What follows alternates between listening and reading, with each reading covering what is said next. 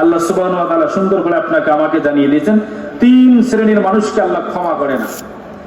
কয় শ্রেণীর? 3 শ্রেণী। এই 3 শ্রেণীর মানুষ সর্বোচ্চ 10 মিনিটের মধ্যে আমরা শেষ করার চেষ্টা করবো ইনশাআল্লাহ। কয় শ্রেণীর মানুষকে আল্লাহ ক্ষমা করে না? ওই 3 শ্রেণীর মানুষের মধ্যে যদি আপনি আমি পড়ে যাই, আল্লাহকে আপনাকে আমাকে ক্ষমা করবে? ক্ষমা করবে। আল্লাহ রাব্বুল আলামিন আপনাকে আমাকে সুন্দরভাবে সুস্পষ্ট ভাবে কোরআনুল কারীমের মধ্যে জানায় দিয়েছেন, ও দুনিয়ার মানুষেরা তোমরা শুনে নাও, আমি আল্লাহ রাব্বুল আলামিন দুনিয়াতে 3 শ্রেণীর মানুষকে কখনো ক্ষমা করব না।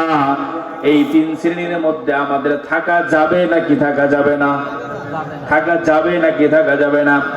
আল্লাহ রাব্বুল আলামিন সুন্দর করে জানাই দিয়েছেন, ইন্নাল্লাযীনা কাফারু ওয়া সাদ্দু আন সাবিলিল্লাহি সুম্মা মাতু ওয়া হুম কুফফার فلن يغفر الله لهم।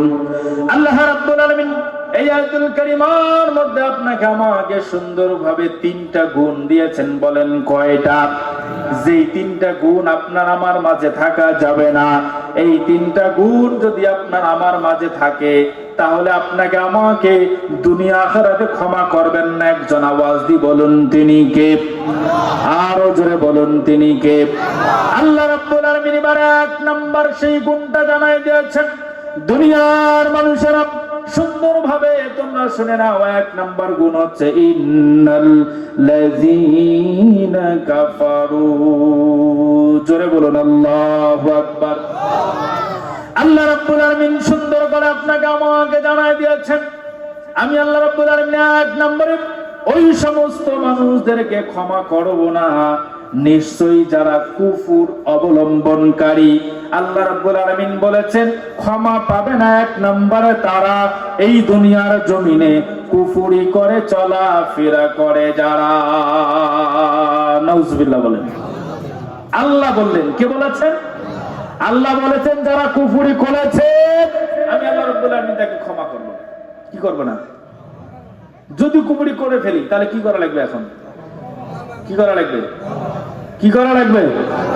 তওবা। এই যে তোমার ভাইয়েরা আমার, আল্লাহ রাব্বুল আলামিন 2 নাম্বার গুণ আপনাকে আমাকে এখানে জানাই দিলেন সুন্দরভাবে। আমি আল্লাহ রাব্বুল আলামিন ক্ষমা করব না 2 নম্বরে আছে তারা ইসলামের পথে চলতে, আল্লাহর পথে চলতে মানুষকে বাধা দেয় যারা। আছে না নাই? ইসলামের পথে চলতে, কোরআনের পথে চলতে মানুষ বাধা দেয় এমন মানুষ বাংলার জমিনে আছে না নাই? ওই সময় ছিল আর বর্তমানে দেওয়া আছে। কথা বলেন ঠিক কিনা? কিয়ামত পর্যন্ত থাকবে কি থাকবে না? আল্লাহ রাব্বুল আলামিন জানায় যে তুমি ইসলামের পথে চলতে মানুষকে বাধা দিয়েছো, কোরআনের পথে চলতে বাধা দিয়েছো। আমি আল্লাহ তোমাকে জানিয়ে দিলাম, তুমি শোনো, তুমি তওবা করলেও আমি আল্লাহ তোমার তওবা কবুল করব না। আমি আল্লাহ তোমাদেরকে বলতেছি শোনো, ইসলামের পথে চলতে, আমি আল্লাহর পথে চলতে মানুষকে তুমি বাধা দিবা, তুমি তওবা করবা, কিন্তু তোমার তওবা আমি আল্লাহর দরবারে কবুল হবে না। আওয়াজ দিয়ে বলুন ঠিক কিনা? সম্মানিত ভাইরা আমার, এবার 3 নাম্বার। কয় নাম্বার?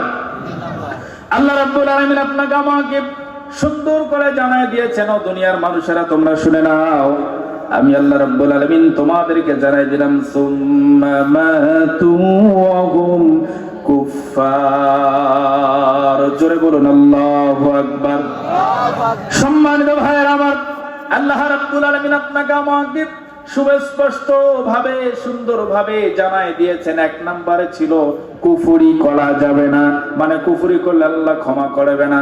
2 নম্বরে ইসলামের পথে বাধা দেওয়া যাবে না, না হলে আল্লাহ ক্ষমা করবে না।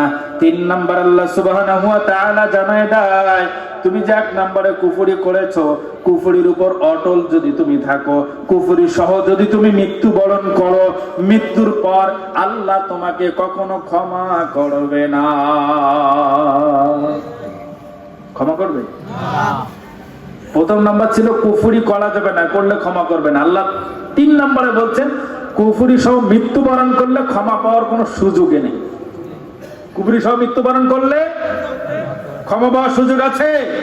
ক্ষমা পাওয়ার সুযোগ নাই। তাহলে কুফরি করেছি যারা, কুফরি করতে করতে মৃত্যুবরণ করবো তারা, নাকি? কুফরি থেকে ফিরে এসে তারপর মৃত্যুবরণ করবো ইনশাআল্লাহ। কিন্তু মরবেন কবে সেটা বলেন, কবে মরবেন?